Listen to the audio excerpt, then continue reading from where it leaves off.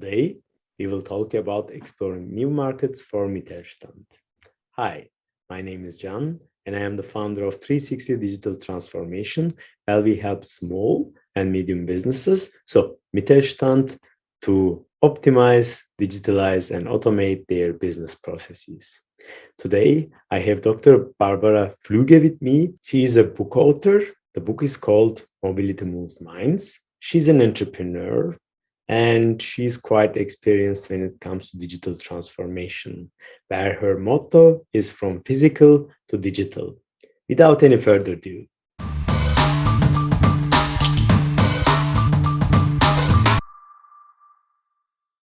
Hi, Barbara. Welcome. Nice to be here. Hello, Chan. How are you doing? I'm doing great. Thank you for being here today. And can you please introduce yourself and Mobility Moves Minds? Of course, I would like to do that. So my name is Barbara Fluegge. As you hear, I'm from German nature, living here in Switzerland for more than 15 years. I'm a digitization and transformation expert. So I worked in strategy consulting for a US Silicon Valley startup, and I worked in corporate for more than 16 years for SAP, for example. So yes, I'm independent since 2 years. I run Digital Value Creators, or short DVC. And I'm also a book author. I'm a researcher. I help my clients actually to look into and learn from the expertise I built in various different kind of projects over the past 24 years. And this is actually also how Mobility Moves Minds actually was born, right? I said it was born in 2018 to look into resilience, entrepreneurial resilience, but it was actually raised since 1997, since I'm in the market, so to speak. So it's a long time, and mobility is about physical, digital, and mental mobility. So it is a research project, a community project, and of course now also in the market as a book and as a digital version. That summarizes, I think, quite well. Yeah. Yes, indeed. It summarizes quite well. But before we start, can you show us the book? Oh, of course. Yes. 1 second. So this here actually with a red dot, right, or the red dot here. That's the German version. Mm-hmm. So Mobility Moves Minds, Build and Grow Again as a Business. So it has the same title, and what you see in the background here on my background, the yellow one, that's the English version. Yes. So it's pretty a massive book. It's 340 pages. Yes. Well, it's 2.5 years, that I researched with more than 20 contributors on the matter of personal and entrepreneurial resilience. Yes. Yeah. Thank you for the introduction to the book as well. I am looking forward to read it in the shortest time. And I also suggest our audience to have a look at the book. I will put the links, both the English and the German version. But let's start. And I remember in one of our conversations, you mentioned that design thinking is great, but it lacks the action. So how does that apply to Mittelstand? Well, let's first start with the design thinking method, right? So it's great to trigger studies and innovative ideas, to bring together, let's say, engineers, decision makers from Mittelstand, right? What was actually meant in the beginning was about to look into feasibility and viability as well. So to really grow through what has been elaborated in design thinking workshops, for example. Yeah.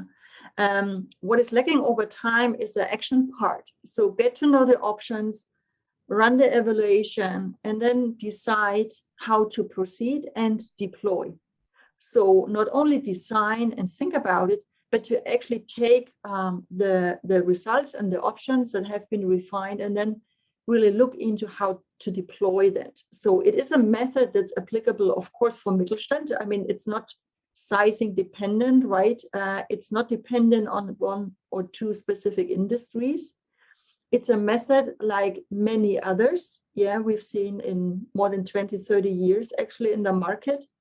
And it's great to bring it together. What I'm missing is the action part, and this is why it should move our minds and moves our actions more than it does today, actually. Yeah.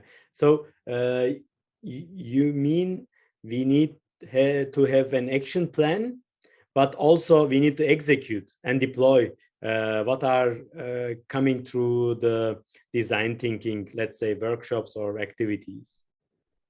Yes, the point is that what I experienced in the past years since the beginning of design thinking is that the workshops are really run great by design thinking coaches, by teams, and then at the end, there's a lot of paper produced because everything is so nicely put on the flip charts and the brown papers. And very often what I observed was that the paper ends up in the trash bin, and great little booklets have been produced out of the workshop, and with lots of graphics and all that. When I interviewed some of the workshop participants afterwards, they said, okay, what happens now? And they said, well, it's great to look at it, but to really read into it, to look into how to make this as a vehicle to transform, convince our management, and then the individual colleagues from the staff, right, from the departments, that is actually missing, because it is like a workshop, and it should be, if it's embedded in a master plan, right, in a procedure model, then it becomes a different role, and then it becomes, let's say, included and not isolated. Yeah. So we need to bring the execution into the game, as I understand. And yes, again, in one of our conversations, you also mentioned that it was a very interesting conversation. I took a lot of notes, by the way. Mittelstand can grow in new markets, but not necessarily without sacrificing their profit margin. And that was really interesting. Can you please explain us how that's possible? Well, I think we need to understand the situation first of Mittelstand. When we run an analysis, right, of Mittelstand companies, so that are targeted to Mittelstand or part of Mittelstand, the question is very often, what is the focus, right? Is it a product delivery? Is it a service delivery? And to a great extent, more than 2/3 are actually product-driven companies, right? So sacrificing the profit margin, of course, everyone would totally agree with it by introducing a new product, because of the organizational and operational efforts, right? To design a new product, do the prototyping, testing it, bring it into the production line, field testing, and then, of course, all the other elements that are related to a product-driven execution. I'm looking into new markets where the profit margin actually can still increase, right? So looking into the market drivers. And here, what is key is to look into, is my Mittelstand company embedded, and that's most of the cases, in a specific industry. So we have this industrial embeddedness, and we have also these affiliations. So the networks, the business networks, the relationships with others.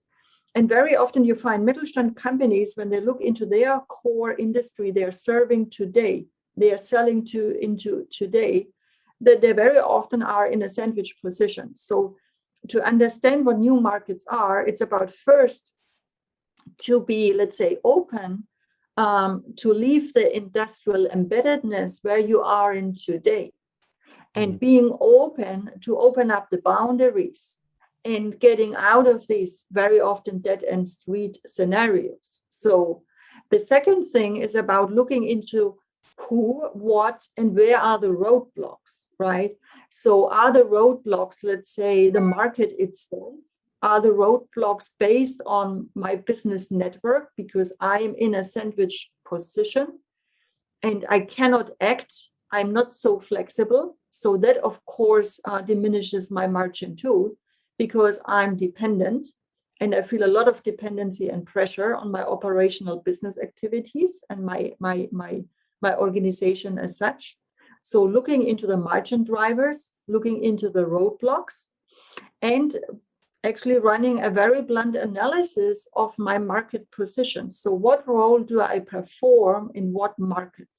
So in new markets, looking into that one, everything is open. So it is like a greenfield scenario where it's not only question where my industries are, but it's also a question, do I deliver a product or not?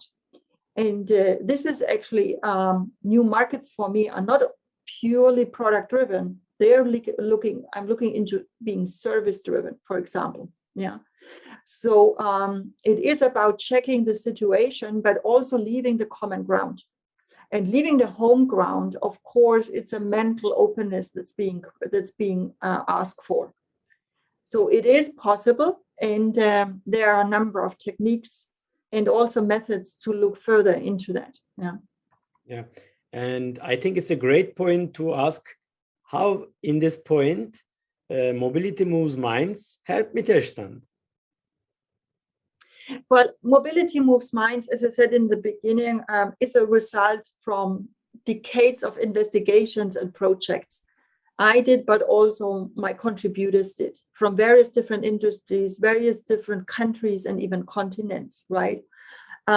And so for me, coming from a product-driven business, my first jobs actually happened in the construction business for a Mittelstand company, right? Where I started to investigate the business processes.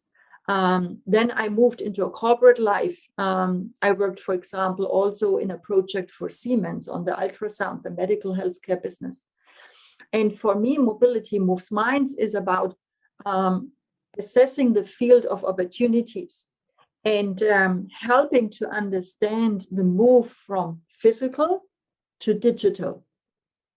And so what I actually did was, in the past couple of years, I looked into what is a master plan, what is a procedure model that can help Mittelstand to take on the opportunities from digitization, but also understanding what the physical boundaries are today and what the product heritage is that Mittelstand actually brought over from decades to decades up till now. So because very often when you are in the Mittelstand, I mean, you have a great heritage, a legacy of your products, of previous innovation that carry on for over family generations, right? So it is about to revealing the status quo and looking into the status quo from a physical, a digital, and now comes the third part, the mental. So the cognitive perspective. Yeah. Yeah, and that's where you help, I think, with the mindset, because it says mobility moves minds. And for me, the association is the mindset. And also from physical to digital, we all know that it's a change management, and we should be working with people. And you also maybe you can give some use cases from your clients. Once you again told me about your conversation with the ex-CEO of SAP, but it's up to you which use case you prefer. Yes, thank you. So coming to the point of physical to digital, we need to look into what makes that move really successful, right? And why the mental part, or how psychologists call it, cognitive flexibility. Mm-hmm. So to do scenario building, to do scenario design, to acknowledge the matter of resiliency in the people, but also the resiliency of a product and of a market. That ask for, let's say, looking into the building blocks. So from physical to digital, actually what we did throughout the 2.5 years project, we looked into the building blocks, and it turned out to be 7. And actually it was a coincidental factor, because when you ask someone about resiliency and mental mobility and change management, many of them would answer, well, let's look into mindfulness, right? Achtsamkeit, how we say in German. Let's look into HR. Mobility moves minds from physical to digital is much more. It looks into the entrepreneurial resilience capability. So what's the capacity of your Mittelstand company when you go through these 7 elements? And the first starting point is the strategic outline and the status quo where you are right now. And then actually adding to that a service model and the ecosystems where you could play a role. So use cases actually I'm running are derived from what is the role model of the organization today, and what are the opportunities based on the heritage, on the products and the organizational readiness and the resilience factor. So what I do is I actually measure the resiliency not only of individual colleagues or management, also from the entire organization. And that's quite new, right, to look into that, because for me, resiliency actually touches every single piece in the organization. And the nice thing about Mittelstand is that you have this closeness between management, experts, talents, and the markets, right, and the customer relationships. So use cases, for example, are with woodlands, right? So what we currently do is, you see it in the background, we investigate into 26 different brands and products, starting from A like to W, for example, like Woodlands, Z like Sarah, right? A big Mittelstand player. And outlining, investigating the resilience score and looking into how they evolve from a product-driven company. Woodlands is a shoe company, a shoe manufacturer. I mean, for example, hiking boots, into a digital organization and a digital service. So it's not meant to be, let's say, to sell the product, the shoes, right, on web shop A, B, C, and D, and Amazon, Zalando, or wherever. It's really about looking what the company can do by transforming into a digital service company.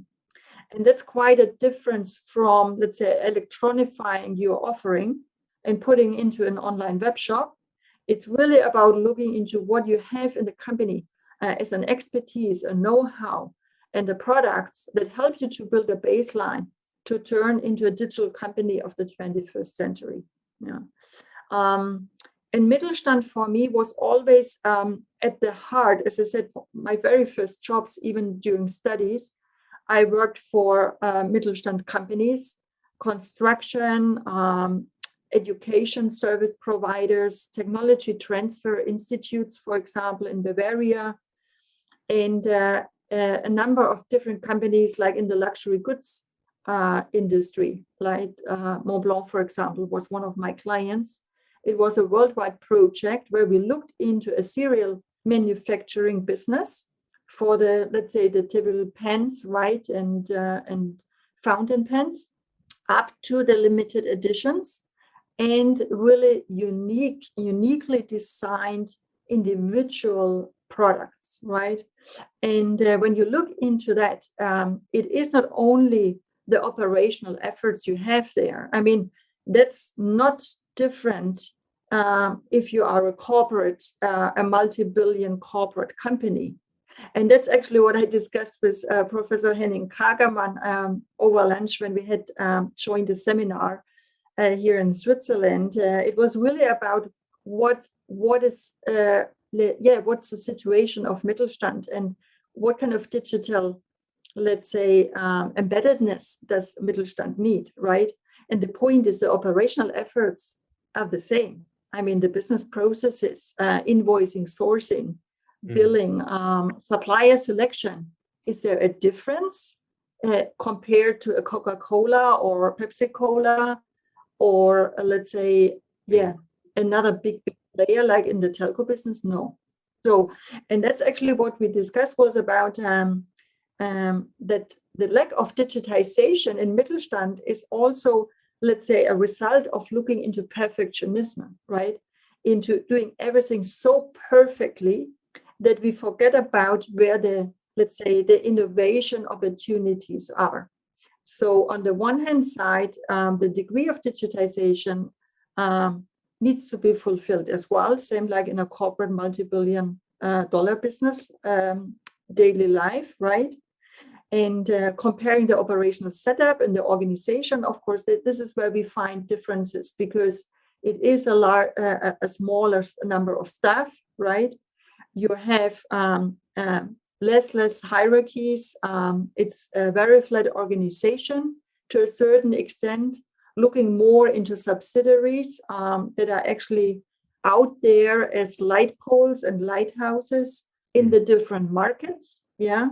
And you have a very specific, let's say, production setup when you look into product-based businesses of Mittelstand. Yeah. So what we have been discussing was about how complex is an IT offering for corporates, and does it really fit to Mittelstand? And this is actually, yes, it led to the point of perfection. If you really like to make it as perfect as possible, it will not succeed because it takes too long. If you bring in, let's say, a team of 5, 6, 7 consultants to a Mittelstand company, it costs a lot. And at the end, actually, one consultant has a very specific, let's say, focus, like a slide or a slice of the business. And that's not helping either, because it is about having this generalist view and understanding from A to Z what the product, what the process, what the business is about. And this is actually my experience in the construction business. So when you investigate where digitization opportunities are, to go there and take the effort to really look into from the very first design of, let's say, a prefab house, for example, and then actually go all the way through preparation, sourcing, supplier selection, but also looking, where's my business network? What happens if one supplier actually cannot deliver?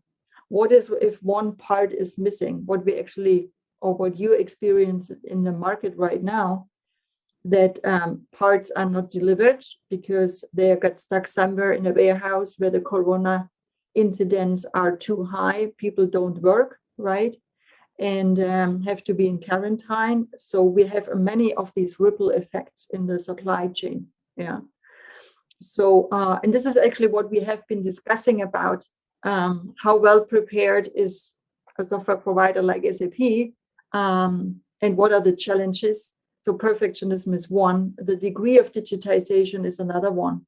So to start small and look into where you can, let's say, have like a screwdriver, right? You target the right screws and not just the big ones that don't fit to Mittelstand, you know. I think that's the best way to describe that a little bit. Yeah. Yes. And I was also telling the same. Instead of revolutionizing the whole business from physical to digital, what we found out to be more helpful is to start small and start with the fastest effect or highest return on investment. So in 1-2 months, the management will see the results, and then from there we can scale it up or build another pilot. So step by step, but then the project, the digital transformation project, will also create trust in the employees. They will see the benefits if it's in 1 or 2 months in their daily lives, rather than 2 years project where no one sees the results, and after 2 years the project is canceled because of the high cost. So that's what we were also talking about a lot, and thank you for pointing that out, Barbara. Let me just jump a little bit into what you just said. I think that's a very, very important point, to look into the duration of a lighthouse project and how to actually staff it, right? So who are the colleagues and talents and the experts that are actually being part of this lighthouse project? When you look at corporate projects, so like the large multi-billion or let's say very international corporations, very often, even up till now, the projects actually were like, little islands there, sometimes islands with a lot of heaven there. And of course, there was a lot of communication, a lot of networking efforts being done by internal marketing departments to actually inform everyone what is happening there. Mittelstand has the opportunity to really have, let's say, go through the DNA of the company, of the organization, and bring along everyone and invite them in. Because that actually then diminishes the effort on the change management side. Because when you get to know something and you see it and you are part of it, then you have another, let's say, closeness to what is happening there, then you're just being informed. So it is about inviting them in. And the other point also, what you said, I totally agree with that, is about looking into a functional lighthouse setup with the aim to deploy and scale it. And this comes to the point to look into what is the scalability model. I've seen many projects. I have been called in to review business cases, looking into why did it work in that region? Why didn't it work in another one, the new offering? Why did it scale here for 1 year, 2 years, 3 years? And after that, it just dropped, right? So because the scalability has not been, let's say, calculated in the business case, the efforts to really go there and build what I call a network effect. So it might take a little bit longer in the beginning, but when you calculate in a network effect and you look into your community, in your ecosystem, then actually you have a much greater chance, and you have, let's say, the facts and the figures also to get this long tail effect at the end, right? So that you really can grow also in a new market. And that's why I look into these ecosystems analysis and run ecosystems assessments as well. Yeah.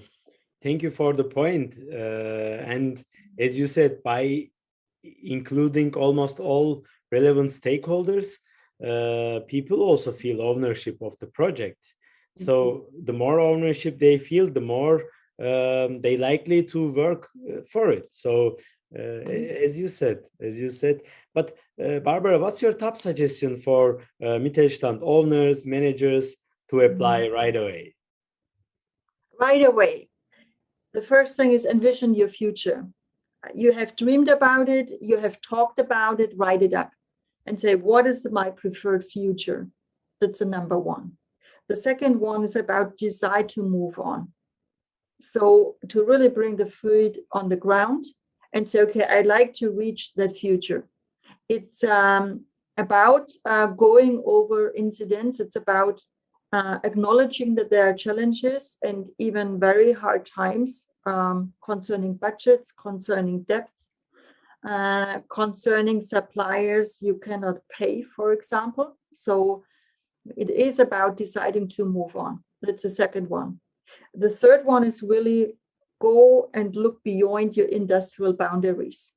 When we look into the automotive industries, for me, it's outdated. For me, the automotive industry as such, as a claim or as a construct, doesn't exist, honestly, anymore.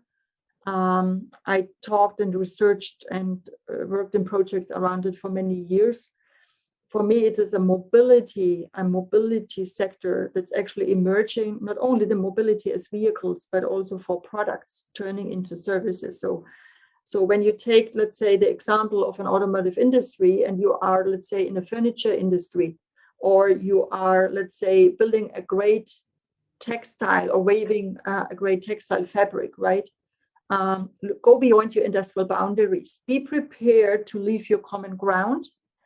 Not 100%, like what we just discussed, but really looking into being prepared to run a lighthouse project on that one, experience it, and go from A to Z, go into the deployment mode afterwards. And my instant, let's say, recommendation how to start is what I'm doing is running a product performance check over 5 days. Mm-hmm. And then you get to know your product, you get to know the digitization factor, determine the resilience factor, not only of the product, but of the organization that is dedicated to that specific product, and then looking into the options, and then you can decide to move on or not. And it's about getting a full picture, right? And coming back to the start, right? It is about acting. Thinking is good. Being prepared, right? The other thing is to execute. Yes. I think you have done a great job by finishing what we have started and with what we have started. So thinking is good, but we need action. And Mittelstand, they are the role models of action in the German economy for decades. And right now it's why not for the digital transformation. Barbara, how people can find you? Well, you find me on LinkedIn, Barbara Fluegge. So you find me on barbara-fluegge.com. That's one of my websites. Digitalvaluecreators.com is currently in process. We remodel a little bit, or you just send me an email and you find it also on LinkedIn, the email address. So it's very easy to actually find me. There are not so many Dr. Barbaras or Dr. Barbara Fluegges in the German market. So yes. All right, but we will also put those information to the description. And thank you, Barbara. Thank you for your valuable insights. It was nice learning from you. And ciao. Ciao, Can. Thank you. One episode every Tuesday at 7:45 a.m. and also other videos for digital transformation. If you like the content, please subscribe. And you can reach me out anytime by my email. Here it is. And thank you for visiting my channel.